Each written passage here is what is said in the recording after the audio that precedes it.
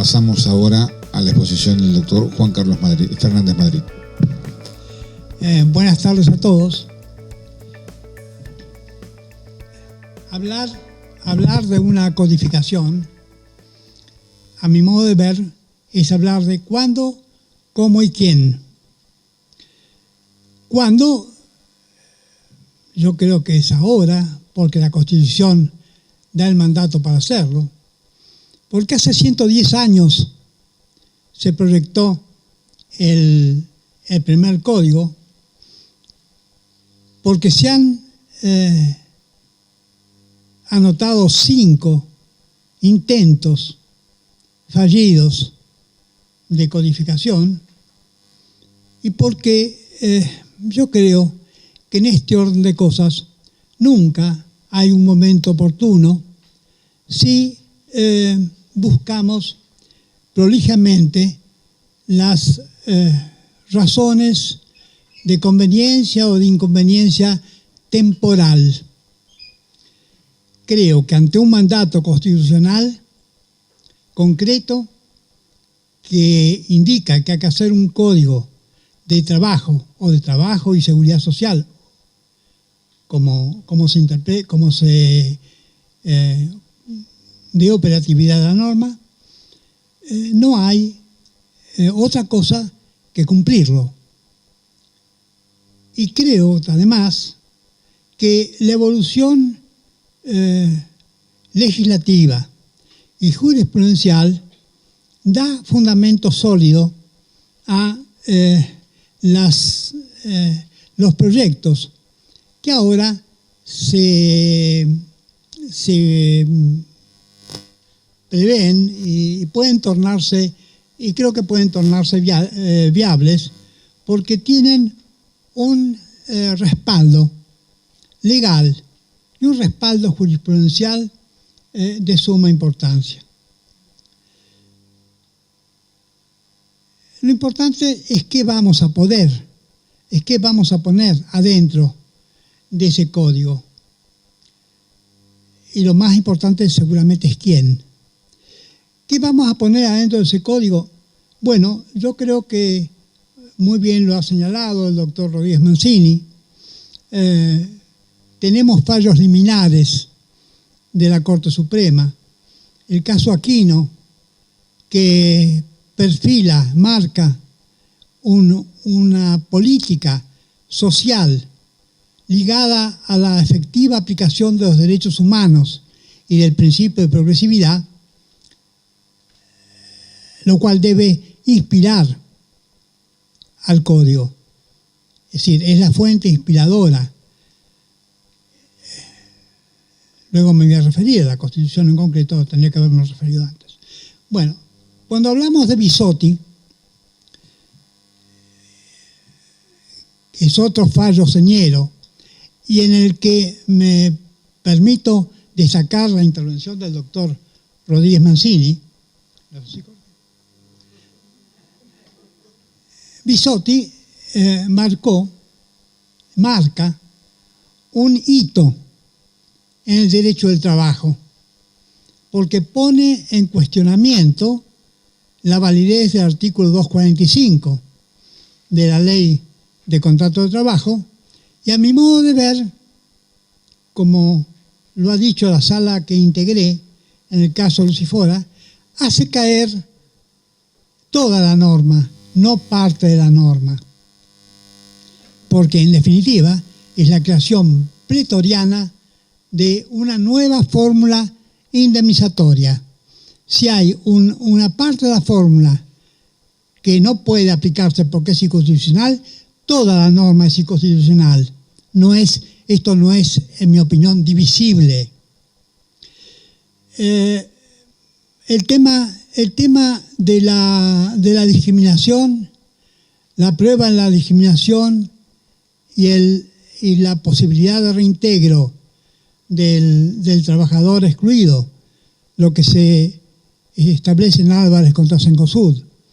Esto es un tema que debe estar recibido en el Código porque ya es doctrina de la Corte de la cual no puede volver y a esto me voy a referir después. Tema de la cual la Corte no puede volver.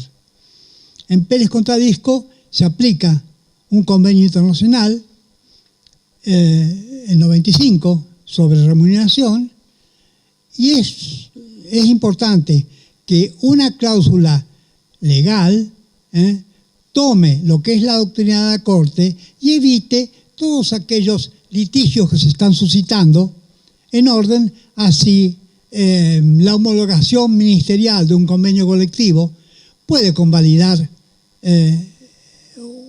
un ítem no remuneratorio. No puede hacerlo. La jurisprudencia se ha inclinado en ese sentido por aplicación de Pérez contra Disco, González contra Polimat y toda esa serie de fallos días. Bueno, el tema de la estabilidad absoluta del empleado público, que se concreta en Madorrán, y que marca un camino que puede seguirse si se aceptan los convenios de la OIT, como el 158. Los casos Fredo y Cisnero, de la misma Corte, también marcan pautas a seguir en materia de discriminación y de derechos de incidencia colectiva. Acá serán en los dos casos, en un caso en la Cámara Civil, a través del voto de Kipper, y en el otro, en Cisneros, la Corte ratifica la doctrina, implícitamente ratifica la doctrina de Fredo, y dice, en síntesis, que las mujeres aspirantes a ser conductoras de colectivos tienen derecho a hacerlo y tienen que reservárseles un cupo. Esto está dicho para Salta, lo cual tiene a lo mejor particular importancia. Pero Cisnero lo que trata además es un derecho de incidencia colectiva, porque no solamente se refiere a la señora Cisnero, se refiere a las mujeres como colectivo en cuanto aspirantes a un puesto de trabajo. Y esto también abre un interrogante sobre la aplicación, la recepción de este tipo de derechos por parte de la legislación laboral en concreto, ¿no? Bueno, podríamos dedicar varias jornadas a la jurisprudencia de la Corte y de los tribunales. Yo creo que la jurisprudencia es inspiradora, que los fallos plenarios de la Cámara, en total 328, y de los cuales aproximadamente todavía son aplicables poco más de 100, también tienen que ser recogidos por las normas de un posible código.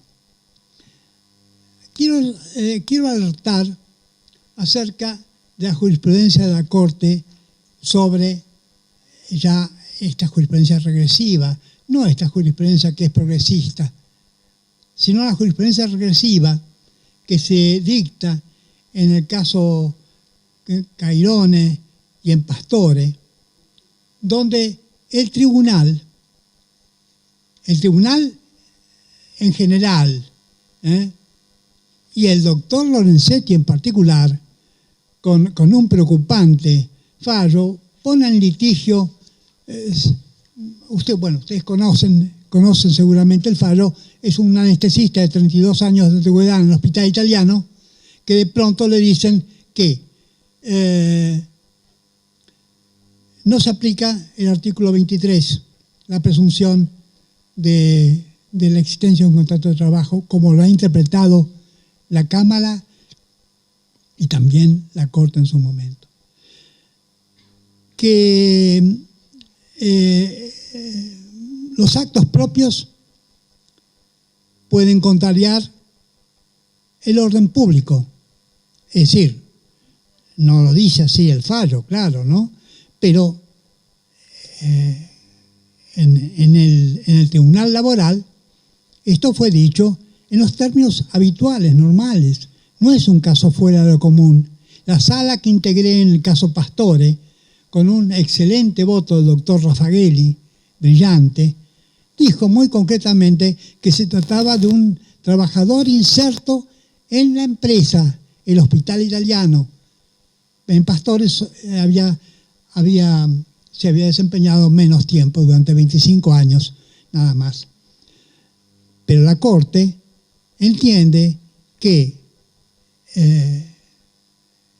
hay actos propios calificados por el silencio durante tan largo lapso. Y además hace valer la buena fe en el voto de Lorenzetti.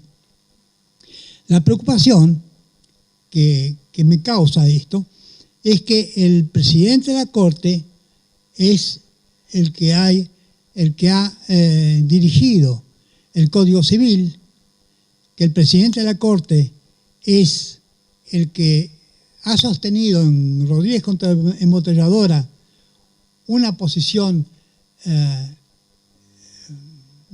absolutamente neoliberal en cuanto a la interpretación del derecho, que se ha pronunciado por los contratos comerciales, por sobre el contrato de trabajo, y que le ha dado una interpretación a toda la normativa propia del derecho mercantil. Entonces, yo creo que esto que llama la atención también puede justificar que un código puntualmente recoja estas graves desviaciones regresivas.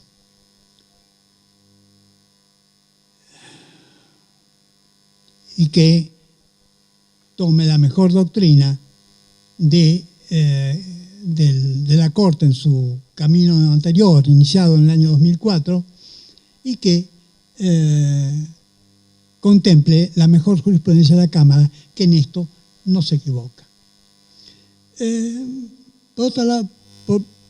Por tanto, yo creo que en cuanto a la conveniencia y oportunidad, hay que ser que se refería a Jorge, no hay, es decir, si hubiera voluntad política de hacer lo que la hay, yo creo que bienvenido el código, porque puede modificar un estado de cosas que en la medida en que se continúe, si esto es el comienzo de políticas regresivas que ignoren todo aquello establecido por la Constitución, el código puede ser una posibilidad de establecer los hitos básicos que constituyen o conforman al derecho del trabajo, que le dan inspiración y vida.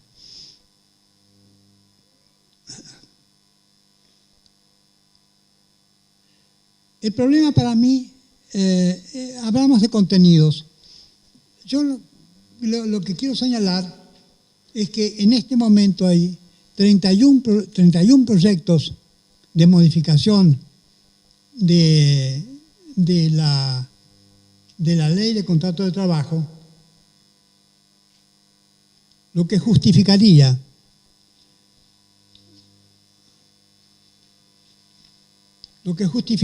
una meditada y como dijeron Cornaglia y Rodríguez Mancini, una meditada investigación, estudio y una meditada opinión por todos los sectores populares, por todos los sectores interesados.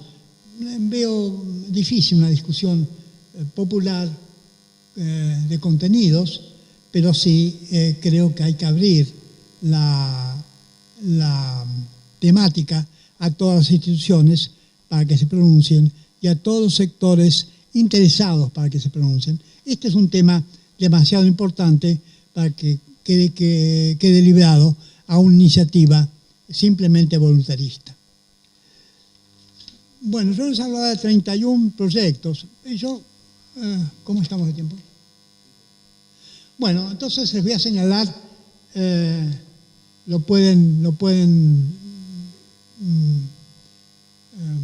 visitar la página respectiva de la Cámara de Diputados y les señalo los siguientes proyectos, simplemente los voy a mencionar.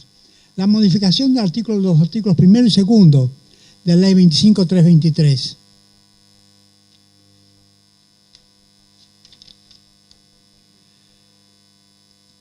Un artículo 17 ter sobre usos y costumbres y las prácticas de empresa. Un artículo 31 que extiende la responsabilidad de las empresas subordinadas o relacionadas, dando con mayor claridad las pautas de la solidaridad. Una modificación del artículo 30, extendiéndola a las actividades principales o accesorias.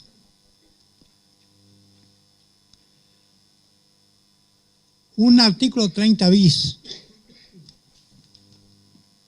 que establece que en los casos en que se haya interposición o haya extensión de responsabilidad, el régimen aplicable será el que corresponda a la actividad principal, el convenio colectivo de actividad principal. Se legisla sobre licencias parentales, reconociéndose los nuevos estados familiares.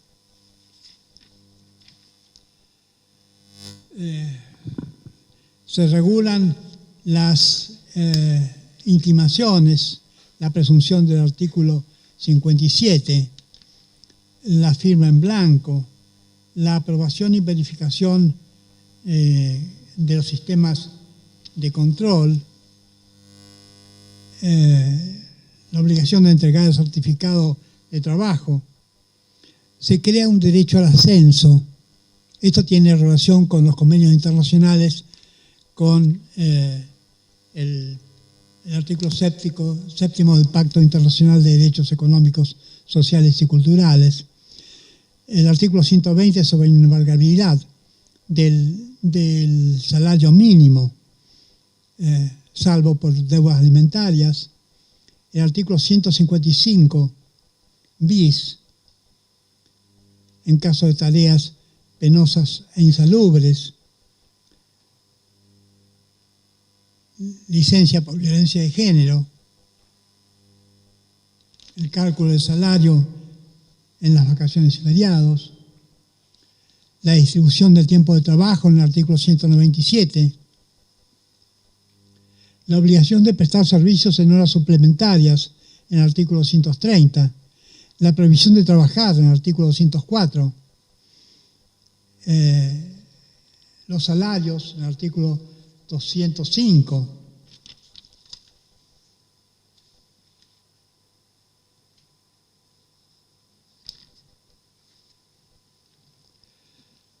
La elección de médico en el artículo 210, solucionando un problema que ahora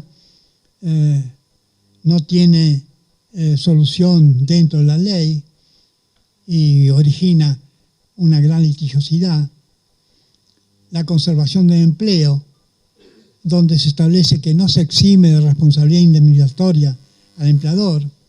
La reincorporación en el artículo 212, el artículo 223, salario de suspensión, el 225, transferencia de establecimiento, el 228, la transmisión del establecimiento, el 248, indemnización por antigüedad.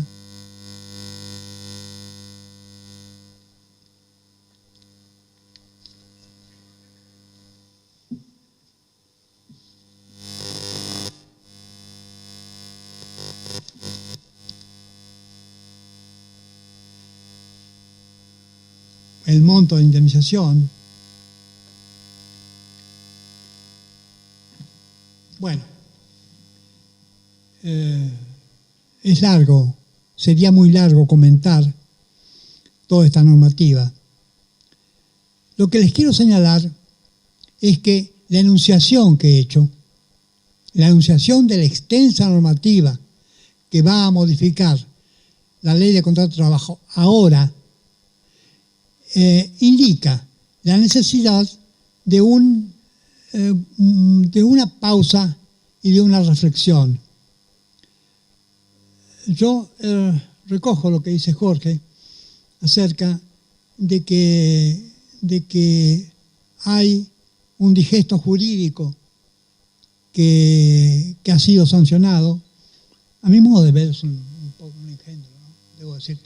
Dije engendro en realidad, lo dije para Jorge, pero se lo hago porque es una cosa, está mal hecha, una división alfanumérica y dejan los 26 leyes laborales, normas en pie, pero en definitiva es tan inconsistente esa obra que nadie lo ha aplicado, salvo yo, en el Tribunal de Trabajo.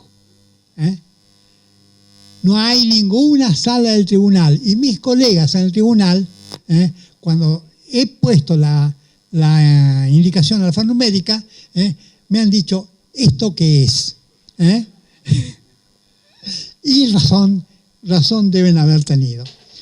Entonces, lo que creo es que acá hay un punto de inflexión, hay un punto de reflexión y de inflexión. Por último, y dos palabras.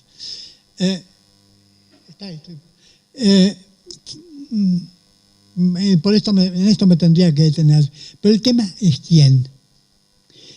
No podemos ignorar que hay una profunda división en la sociedad entre sectores políticos que tienen distintas interpretaciones y distintas concepciones de lo que puede ser una ley laboral. Y esto tiene que ver con lo que va a contener la ley laboral. Si la ley laboral, llámese código, lo van a hacer quienes ven el derecho laboral como una relación costo-beneficio, que sostiene las ideas neoliberales a ultranza y que en definitiva quieren la regresividad porque están observando los derechos reconocidos en los tratados internacionales, negándolos y cuestionando las decisiones de la Corte que son progresistas, buscando posiciones regresivas y que enuncian posiciones regresivas. Si la modificación va a ser realizada por quienes proyectan reducir salarios o quienes proyectan disminuir derechos, naturalmente que el quién es lo más importante en esto, porque la codificación solamente puede ser hecha por quienes recojan de lo hasta ahora vivido por el derecho del trabajo sus mayores logros jurisprudenciales y legales. Gracias.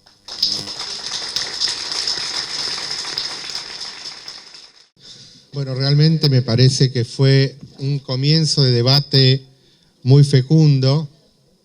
Se han dicho cosas muy importantes en un ámbito plural y de respeto, como el que queremos otorgar a estas jornadas. Y me parece que en pocas ocasiones, en los últimos tiempos, las organizaciones se pueden dar el lujo de tener a estos maestros del derecho al trabajo presentes coincidiendo en este debate. Así que realmente muy contento. Yo quisiera destacar algunas cositas, algunas pinceladas. una de las primeras cuestiones que se plantea en esta mesa de debate es si esta codificación es factible, si es posible, pero principalmente si esto no es un mandato del constituyente. Y por lo tanto, si es un mandato de la Constitución, este estudio de factibilidad no podría seguirse insistiendo, porque se supone que el constituyente, cuando dicta una norma constitucional, previamente ha realizado el estudio de su factibilidad. Y esto me parece que lo que plantea el doctor Cornaglia, que no podemos estar discutiendo si es factible o no si es factible cuando esto es un mandato constitucional. La segunda cuestión que se plantea es ¿qué se va a hacer? Si se acepta esto, si se cumple con este mandato, ¿una recopilación de normas? ¿Sí? ¿O se va a aprovechar este momento histórico para adecuar la legislación de trabajo a estos principios, a estos fallos, a los tratados internacionales, a los convenios de la OIT, a las diversas recomendaciones de las comisiones de expertos, a la Declaración Sociolaboral del Mercosur, a las opiniones de la Comisión Interamericana de Derechos Humanos, a los fallos de la Corte Interamericana de Derechos Humanos, a los fallos de la Corte que aquí se han señalado?